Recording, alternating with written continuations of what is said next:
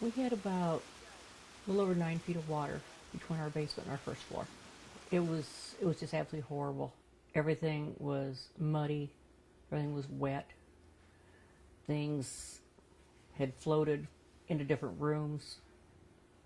It was heartbreaking to see the damage that we had to come in and look at.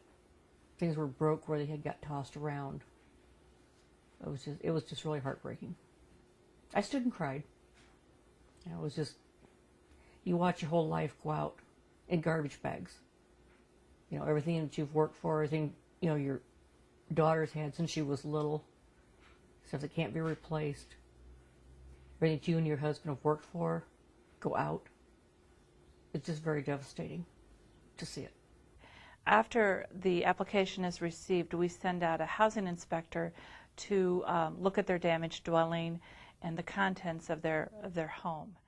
We had one little problem, so when we called to see what the status was, they said our case had been closed because they were told we had no damage. I thought, no, we have a lot of damage. But at the time the gentleman did the interview, everything was inaccessible. He couldn't actually come to the house and see what was going on.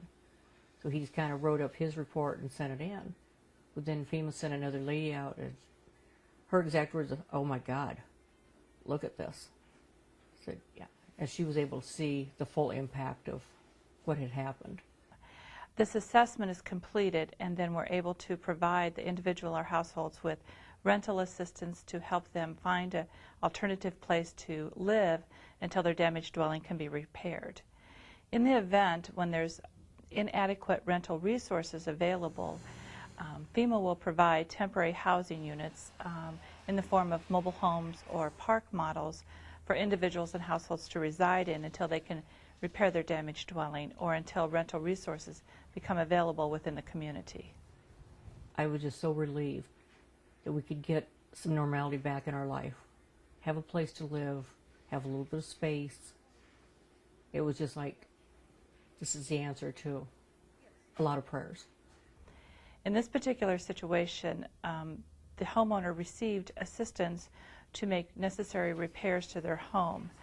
And while they were making those repairs, they were eligible to reside in one of our temporary housing units. And once the repairs were made, they were able to move back to their home and begin the recovery process to go back to the normal living environment they were prior to the disaster. It was good to come back to our house, something we had worked for here, and finish getting this back to where it's livable. So it's good to be home again.